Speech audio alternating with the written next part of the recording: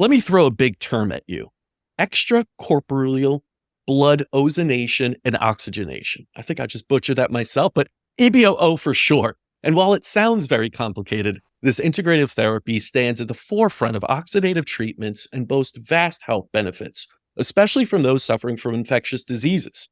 Our guest today is a family medicine physician who is passionate about helping others in a compassionate and effective manner, combining the best of allopathic medicine in conjunction with an integrative and holistic healing approach. This is the story of EBOO with Dr. Yoshi Rahm. Dr. Yoshi, how are you doing today? Thumbs up, two thumbs up. Thumbs up. You are doing well. We're talking about this big word here that I kind of butchered my way through there. I love it as EBOO or EBOO. How do you refer to it with patients? I go with EBOO. It's just easier now. EBOO. Yeah. It sounds try to say it 3 times fast. Extracorporeal blood oxygenation and ozonation, right? Yeah, you got it there. You did it much better than I did. But with EBOO, so a lot of people understand ozone therapy. That's had its day for quite some time, and if you don't know, it's taking some part of blood, whether it's major autohemotherapy or even smaller parts, and mixing that with ozone, actual O3 gas, and putting it back into the body for an array of vast health benefits as well. But can you start by basically explaining what EBOO or EBOO does and what are the different types of therapies that are kind of being combined into one? Yeah. So there are a whole gamut of different types of ozone therapy, and it could range from simply doing ozone gas. And to get ozone, you basically take oxygen and run it through a current, and out pops a mixture of oxygen plus a small percentage of that is ozone, which is O3. So instead of 2 oxygen molecules, there's 3 oxygen molecules.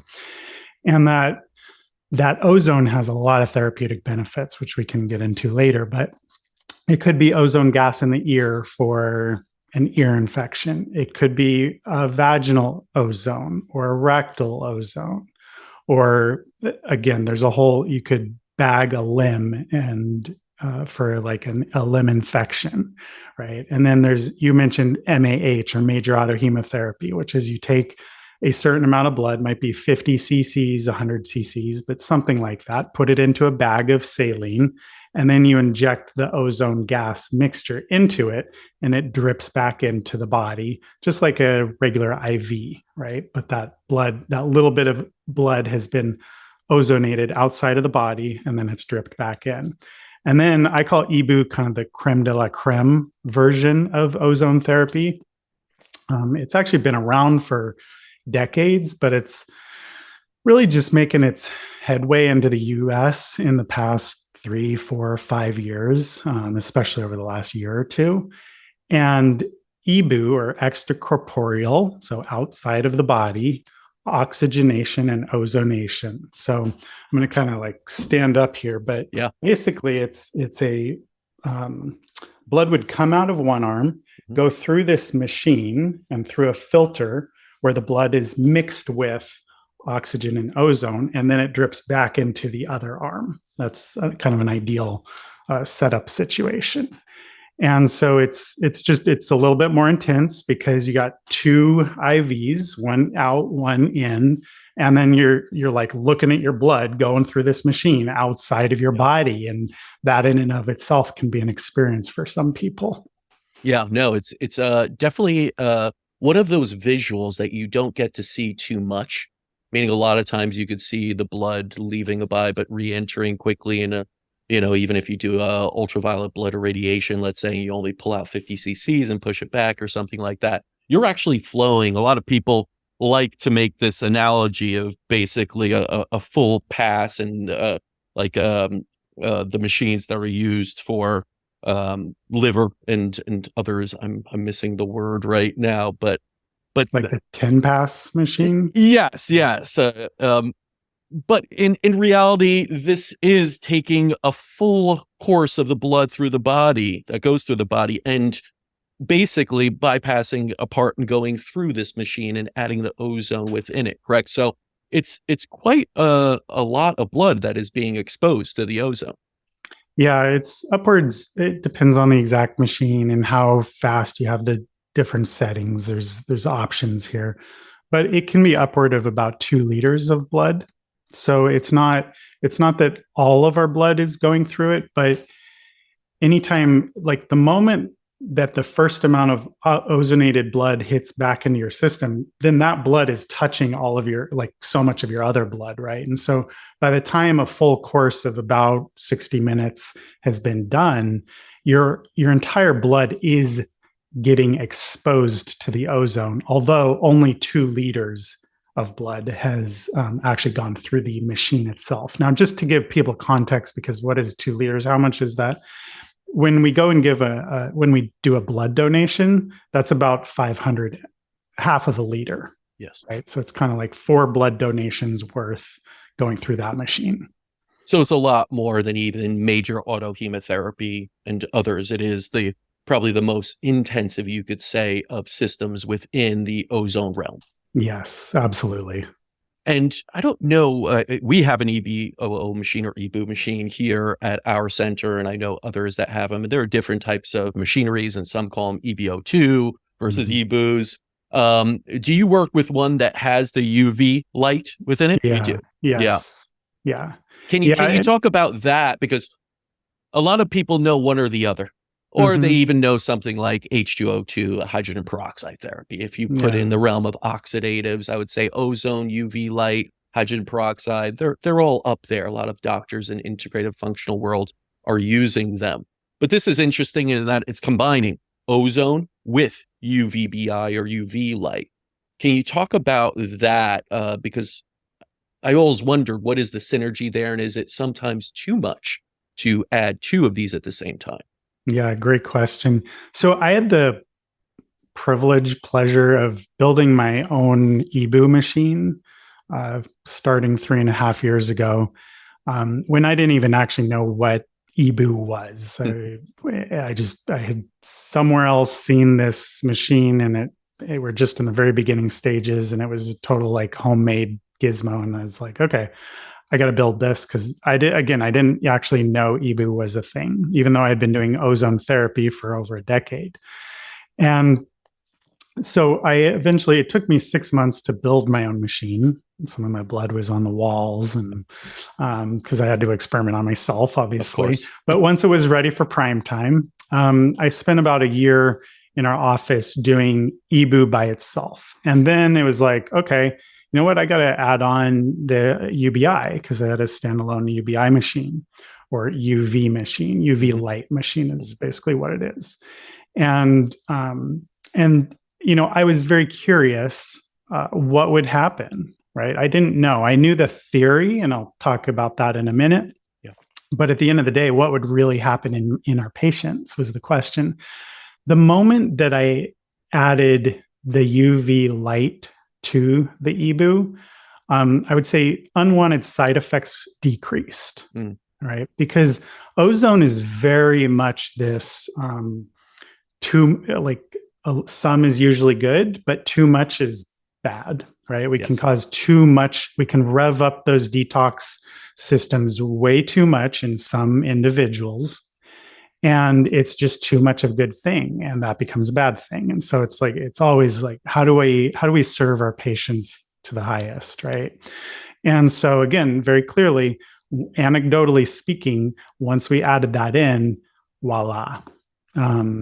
Again, those kind of the detox reactions or Herxheimer's reactions, sometimes it would happen like maybe just the day after an EBOO therapy, though occasionally in some individuals it would roll into 1 or 2 or 3 days. Usually it wasn't longer than that, but then that window of Herxheimer's or too much detoxification was just shortened. And so I knew that, again, after, one case, an N of 1, right, is something, but after a while, a certain amount of N of 1 becomes actual data that we can go off of. And so very clearly, it was obviously synergistic. Now, I think the oxygen and ozone, well, they both work at the mitochondrial level. Okay. And mitochondria, like main energizing producers in the body. ATP is kind of the currency of energy in our body. And oxygen especially works at the mitochondria. Ozone does a lot to help oxygen get to the mitochondria. And when we're talking about light therapy, one of the main things that drives the mitochondrial engine is light and Mhm. different light wavelengths. And so I believe that at the mitochondrial level, it's just like it's kind of taking kindling and adding oxygen literally to the flame to create more energy. There's a lot of other, I mean, it kind of sounds too good to be true because oxygen, ozone, and light, they work on so many different levels of the body. I just spoke about the mitochondria, but it has a lot to do with the cytokines and the immune system, and different amounts of ozone work at different levels there, and the different light frequencies, because that's what UV therapy really is light frequency medicine, also work at different areas of the body. Yeah. And but there's clearly synergy there. Well, I always thought there would, if you look at the oxidative reactive kind of, actions of all these things and combining them using ozone with light, with specific light can work together. And you see this a lot in medicine. You see like the HOCATs and, different types of things that start to put things together. But as we know, it's not like you could just jumble a bunch of things together and expect them all to play very well and the patient to just react to 20 different, types of Right. therapies at once. So I do think there's something to be said about less is more, but synergy is great. Yeah. And I do find that that is what you see with EBOO. So let's talk about, you have that synergy. What are the benefits of that synergy? What's going on within the body when someone receives an EBOO therapy that is acting in a healing way? Yeah. I spoke about the mitochondria. Yeah. And a huge part of healing is simply having enough ATP in your body, Mm. enough energy. When your body has enough energy, it knows how to heal. It's just the beauty of the human body that, frankly, doctors and science will never really catch up with. Right? We're endlessly trying to understand more, but again, so much of disease is caused by either a toxicity, and Mhm. that might be emotional toxicity, all the way to too much pesticides, herbicides in the food type of toxicity, heavy metals, whatever it is, right? Too much toxicity, or too little, or a deficiency of certain nutrients. And when we can fix those, just bring them more into equilibrium, good things happen. And when part of that bringing into equilibrium is having enough energy. And so that's like at the root, that's the biggest part that I see. Yeah. Now, when you talk about things like pathogenic infections and everything, and you link in EBOO, because that's where a lot of people know this. They know this from Lyme disease. They know this from Mm-hmm. EBV. They know Yeah. this from mold toxicity, right? Or at least when they're looking it up, this may come across, even though it's not that popular, I would say, and widely used. It's growing, and absolutely ozone and UVBI are in that discussion if you go into the integrative. Um, what have you seen? Because you've done 1,500 of these. What have you seen with those patients who do have pathogen multi-infections, Borrelia and EBV and everything? What do you see? Yeah. As you know, those are such big Pandora box type of situations, health situations. And so I would never bring somebody in who was just newly diagnosed straight into EBOO because it Mhm. is a very intensive therapy. So there's a lot of other steps, which I don't probably not going to get into here, but there's so many other things to do first. And not that you have to like go through a year of doing all those other things before you bring on EBOO, but you want to be at least kind of covering your basics. And then if you haven't moved the needle, or if someone is still looking to move the needle more, that's where ozone and especially EBOO definitely comes in handy.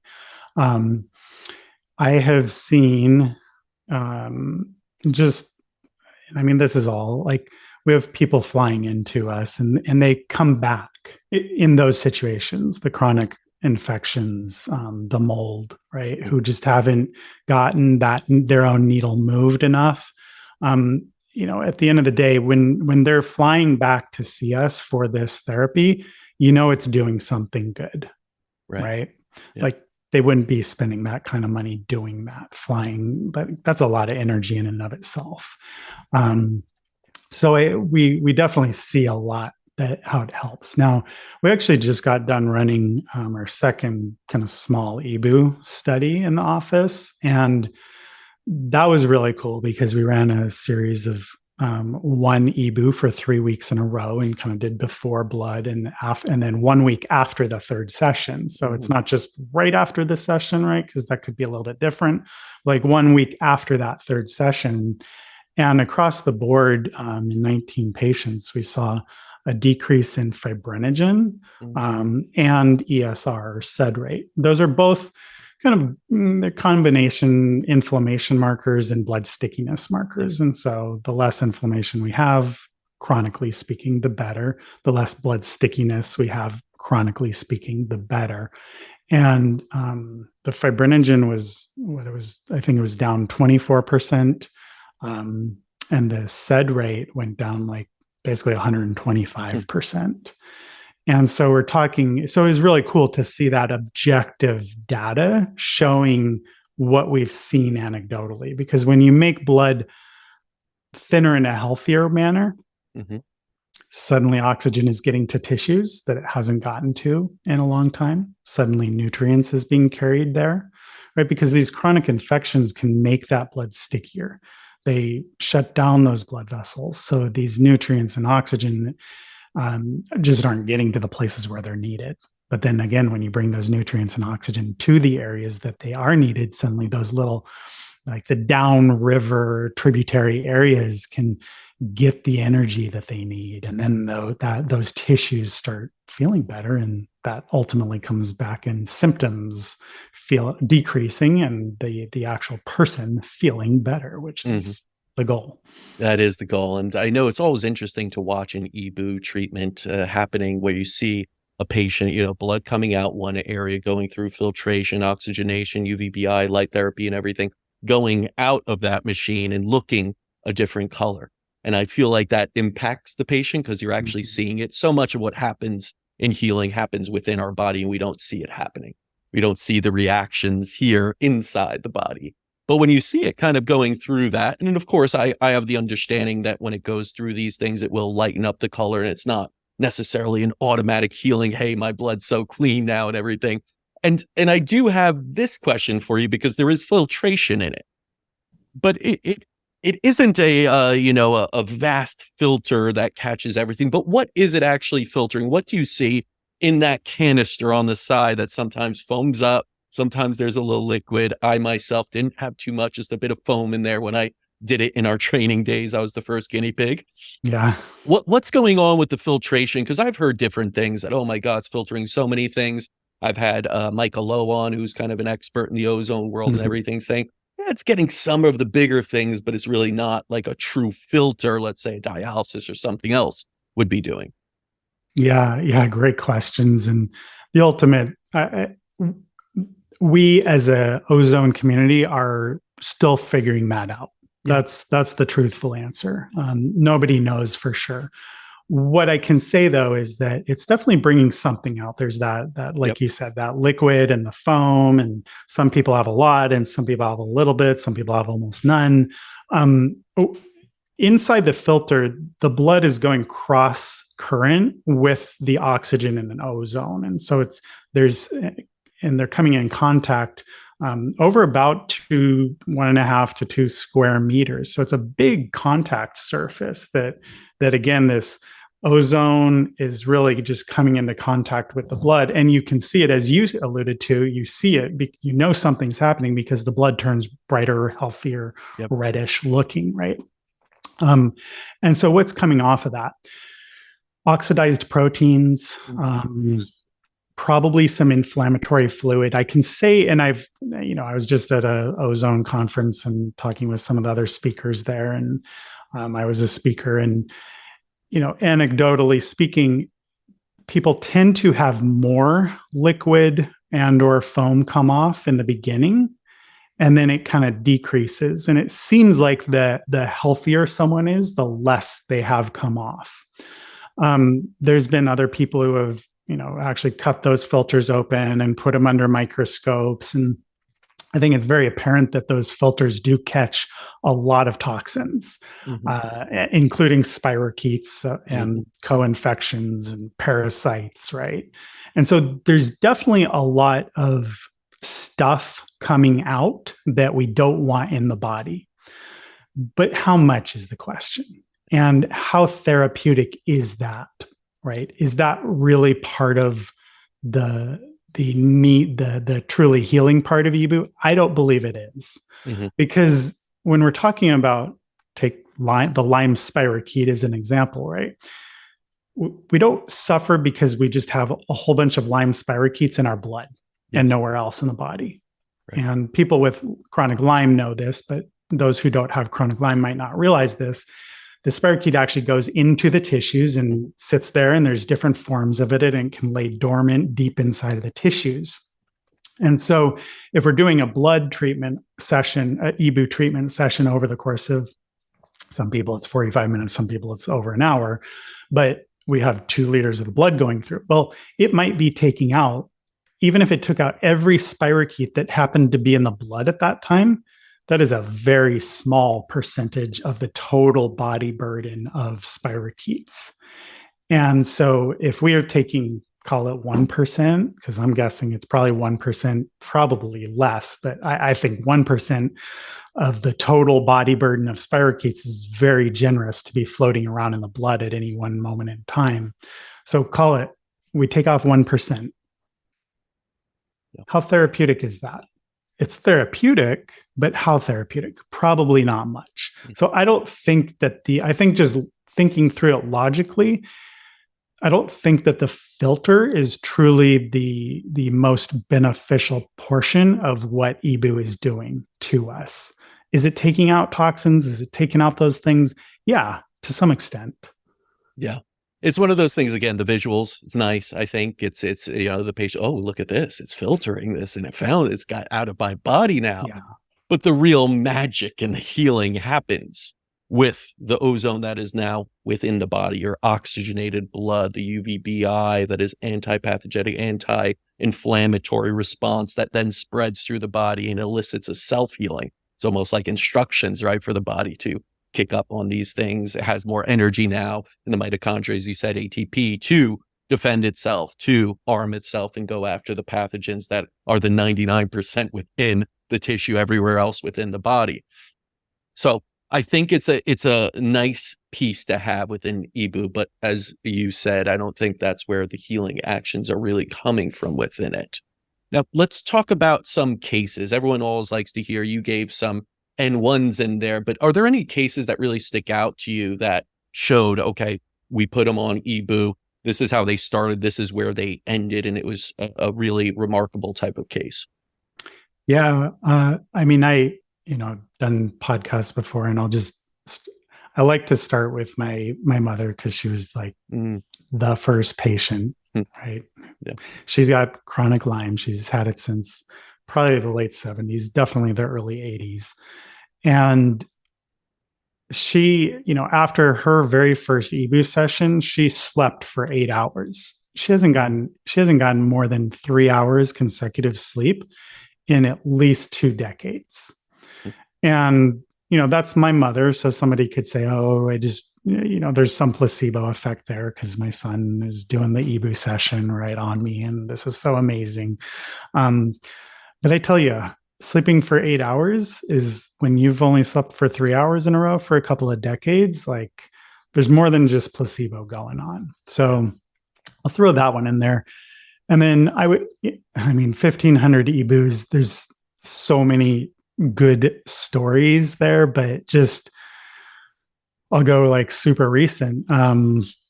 2, 3 weeks ago, we had a fellow from, now again, we're in LA, flying from Chicago, and he's been in bed for 15 years.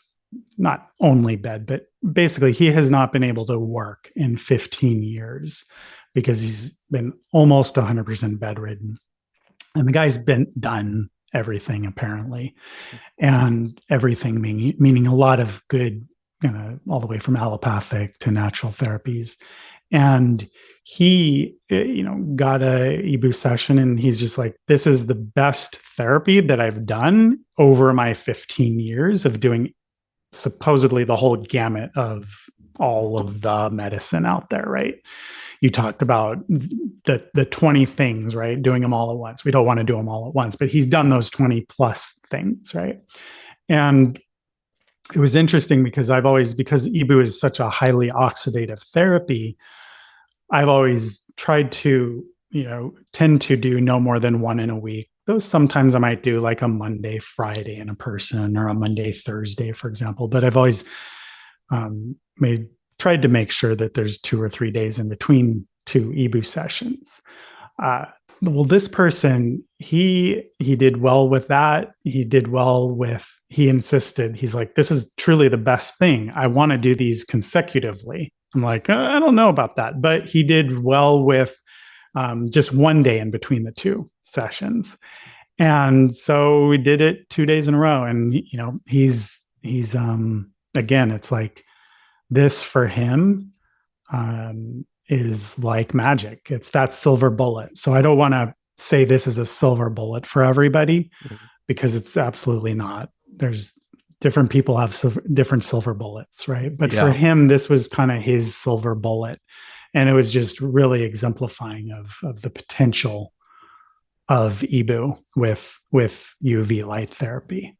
Absolutely. No, listen, we haven't done 1,500 cases, but when I meet with the clinicians here, I like to hear the stories of what, occurs with these types of things. And especially as we just started probably over the last year, really using EBOO on patients in conjunction with other therapies sometimes. But there was one case, I'll share this quickly, is there was a patient who had mold toxicity, high mycotoxin testing and everything, came in, and after only 2 sessions, they would just wanted to test themselves again. We weren't really done yet with that patient, but already huge reduction that person has never seen before in 5-10 years of treatments with protocols, with all sorts of things for mold. So there's absolutely, again, I don't believe in silver bullets either, but for certain patients, this may act as their silver bullet. I don't think it would go across the board for everyone in that way, but that was somewhat of a remarkable case that I heard recently about it. Go ahead. Can I just add one other thing? I don't do live blood cell analysis in my office, but I'm a big fan of it. And it's basically just where you take a drop of a patient's blood, put it under a microscope, and you can see the health, right? The red blood cells they shouldn't be too clumped together. They should be nice and round. And it's just, once you've seen a bunch of healthy samples, you know what a healthy sample looks like. And then in a sick sample, you'll see all the red blood cells really clumped together, a little bit just like jagged looking. And we've had a number of patients who have done the before EBOO live blood cell analysis to the post live EBOO live blood cell analysis. And these patients have just come back and been like, it was incredible. It was so obvious that it just made the blood healthier. Yeah. And that's happened a number of times now. So wanted to share with you that, because it's kind of other objective data. Of course. Right? It's not just somebody talking about their symptoms, but it's objective data. Yeah. So much of healing is placebo, right? Which is beautiful. I'll take placebo every day. You got it. It works, right? Exactly. But it's like, how much of the symptoms, oh yeah, I liked it, it had more energy, how much of that is placebo? But then when you do the studies, have the lowering of the fibrinogen, have the lowering of CRP as well, have the lowering of SED rate, and have the live blood cell analysis to look at under the microscope with your own 2 eyes. It's very validating to the therapeutic benefit of EBOO. We love those visuals. As much as labs are visual, it's a piece of paper. when you Yeah. get to see under either a dark field microscope or live blood cell analysis, like those cells really looking healthy, not clumped, moving. And like you said, that's healthy blood. That's something else that gives you a affirmation of what's going on here. Uh, but beyond, we're talking a lot about things that seem like almost health optimization, even though for EBOO, many of the patients are in a disease state. They are the infectious disease. They have, different degenerative types of things. Do you use this for health optimization and prevention in patients that may already be somewhat healthy? Yeah, absolutely. I don't know what percentage of our patients who do EBOO are biohackers, Mm-hmm. but certainly probably 10%, I would somewhere around there, are biohackers. And there's so many documented how like ozone therapy has been around since the 1950s, 1960s. Yeah. Like in large amounts over in Europe. It was around 100 years ago, but Mm-hmm. it started to really take off in Europe in the 1960s, I'd say, and millions and millions of treatments have been done. So there's so much documented therapeutic benefit that any biohacker who's really looking to take it to the next level is going to do some type of ozone therapy. Now whether it's EBOO, maybe it's some other type of ozone therapy, but plenty choose EBOO. I myself am very healthy, so I put myself more in the biohacker category. Right. I'm fortunate enough to be very healthy, and I love to run. Ran in college, and when I get on EBOO, I don't do enough sessions because I'm too busy working, right? But when I do get a chance to do my own EBOO, I feel like I have wings. Mm-hmm. And so that's what other biohackers type of individuals will talk about. So yes, it's great for those who have the chronic infections, and Mm-hmm. it's great for people who are healthy, for sure. And if you did give yourself more time, I'm in the same camp. People are like, wow, you work at this place, you have it all at your, like, you could do Yeah. whatever you want. So I'm like, I'm usually too busy to even Yeah. follow. Like, I will Dang it. optimize, but not in the way I probably could and should. Yeah. Unfortunately, everyone thinks I'm doing this daily, like an IV or something. No, Yeah. I do it when I can. And usually, like, I'll get like some IV, like an AD drip quarterly or something like that. Would you recommend the same for those healthy people? Is it a quarterly or a 2 to 3 sessions every quarter? Or how would you go about it to optimize you without all the busyness? Yeah. I would do it at least once a quarter. Yeah, I like once a quarter. I don't think we really know. I don't think anybody really knows that perfect answer, sure. that perfect time frame for for the healthy biohacker. For a diseased individual, I like doing it once a week for a couple of weeks, and then trying to slowly get those sessions further and further apart. Yeah. And as much as I'd like people not to have to do repeat sessions, we do some people have done 20 plus sessions. Mm-hmm. Again, they're doing it because it's moving the needle for them. Yes. And they might be doing it once a month or once every 6 weeks or once every 2 months. But again, we have a few people, definitely a number of patients who just keep coming back because it works. But for the biohacker, I like once a quarter. But if it's once every 6 months, that's better than nothing. Absolutely. And one of the things that I believe I saw on it, correct me if I'm wrong, it does include other light, I believe red and infrared, right? Yes. What are the actions of that on the blood? I understand red light therapy. I understand even some of the actions of the red laser therapy if you do IV laser therapy on that. What is that benefit? Do you use that? Is it like always an on thing for you, the red and infrared? I know it's a button, you could turn it on and off on the EBOO, but Yeah. what's Yeah. your So I'll just experience? say it. We use the SOPMed machine. Yeah, it's the same one. I believe we Um, were connected through them. Yeah. yeah. And they're actually who sponsored those studies, which is super cool Yep. to get that data. Because we're in working with them, we didn't know what we were going to find, right? Yeah. We hope the results are what they were, but we didn't know. Mhm. And I was blinded to those results too, so I tried to take out some of the bias, right? Mhm. But their system actually includes UVC. So it's actually UVC, UVB, and UVA. They're all invisible light, and then we get into the visible light, the all the way from red, orange, yellow, green, blue, purple, violet, right? And then we get into the red, or sorry, red is at this end of the spectrum, and then we get into the infrared Yes. over here, which is also invisible to us, and it includes that whole gamut there, that button of theirs. And you know, I'm not a light I'm not a light specialist, Yeah. but I've definitely, put together presentations, and each frequency of light has a different purpose in the body. And there is also a lot of overlap. So it's like, Yes. there's so many different frequencies that affect the mitochondria, which I mentioned earlier. Other frequencies affect more of an immune system response. Right.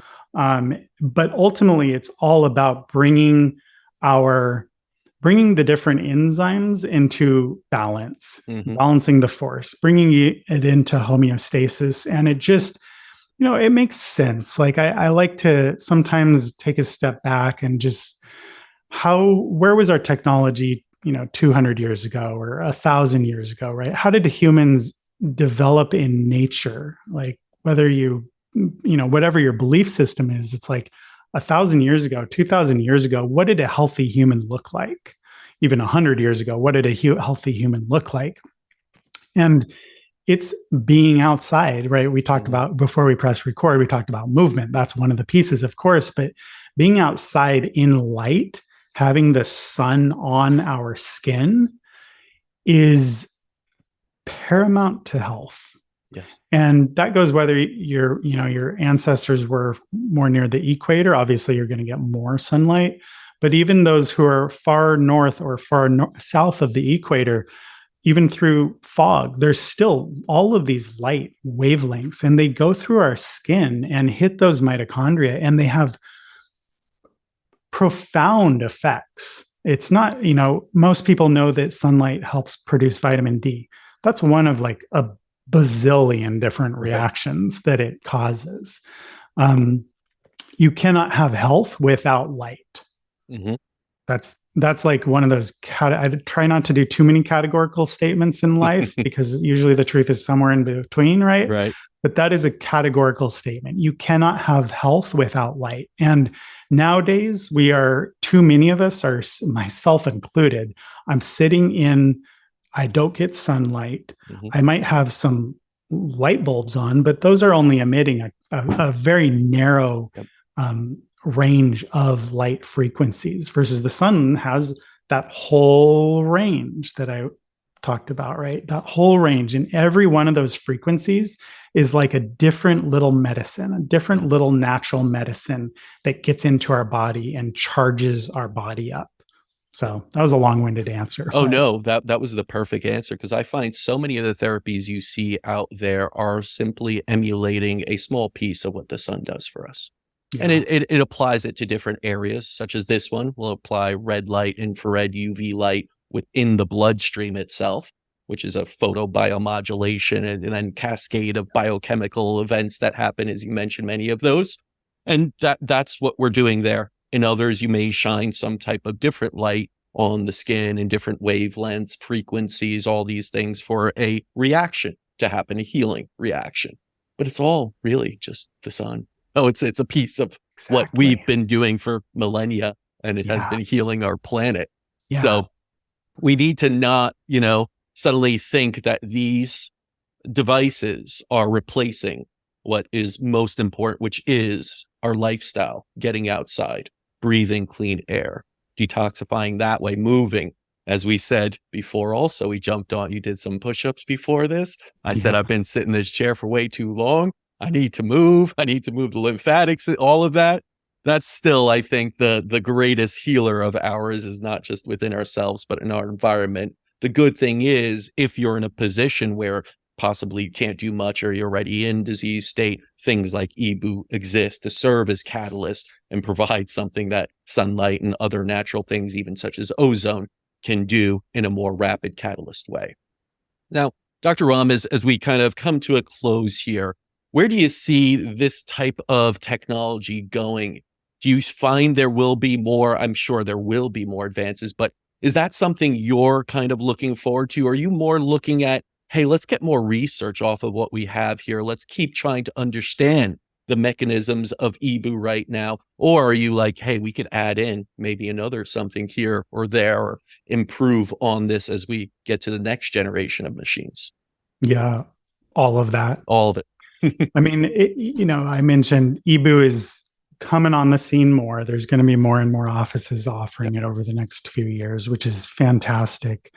Uh, but it's nice to get out of the anecdotal stage and get more research. I mean, the more research we have behind us, the easier it is to talk to just the realities of what something is actually going to do. And so I think, I'm not one of those people who's like, we have to have research before we do something. I think that's like an antiquated way.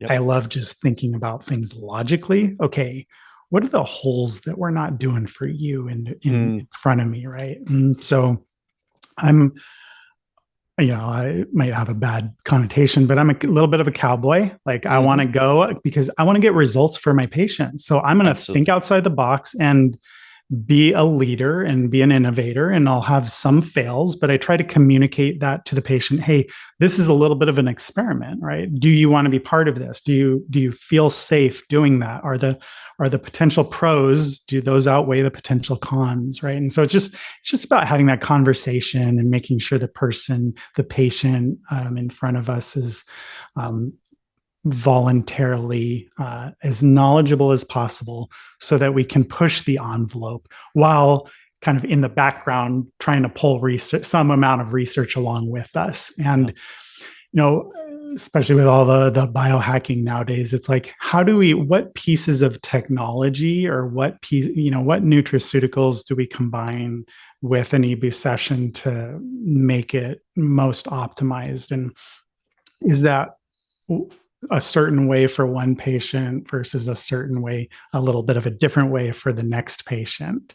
Right. And so how do we create a personalized approach to EBOO? It's like, if EBOO is the protocol, we want to know how to step outside of that protocol for whoever's in front of us. Mm-hmm. And so it might be EBOO with something else, but hormesis, it's like too little of a good thing is not therapeutic enough. Too much of a good thing is not therapeutic at all and is toxic, is a poison in and of itself, right? And so it's that's why they call it the practice of medicine, right? It's a practice. But I think it's really important for the patient to be as in the know as possible. Yes. And be just that teammate. And so we can kind of be the leader, get out there, think outside the box for the patient's benefit, but also bringing research along the way would be lovely. Absolutely. I think the research always validates in a patient's mind what is going on a little bit more, makes them feel more comfort. And I think that is necessary in healing. You can't have a true skeptical, fearful approach when going into healing and expect the best results from that. You want to be in a comfortable and kind of more belief system that this will work and look at all this data. But at the end of the day, each patient is an experiment, right? Each patient is so unique and so different. We could show you all the data in the world. The data won't solve the problem. It's how you apply that data and utilize it. So truly appreciate that answer there. Where can people learn more about you, your practice, even schedule EBOO session with you? Yeah, thanks. It's oasisfamilymedicine.com. We're in LA. Pretty easy access, Burbank Airport, LAX. But Oasis Family Medicine is the name of our office, and have a great team of providers and nurses there and support staff. So, I'm only as good as the people around me, and so I'm endlessly thankful to my team. So thank you, team. Yeah, I'm sure they'll appreciate that. And yes, it's always the team behind the person, but sometimes the person gets all the accolades and credit. Yeah. And I'll have to check it out next time out there. I should be in LA in a few weeks. I'd love to see there and meet in person, because all these digital things are nice. But Dr. Rahm, thank you so much for joining us today, sharing your wisdom, sharing your story, and wishing you much success in the future. Yeah, thank you for sharing my story, but also so many other stories too. Yeah, awesome. Thank you. And be sure to check out oasisfamilymedicine.com for more information about Dr. Yoshi and EBOO. And until next time, continue writing your own healing story.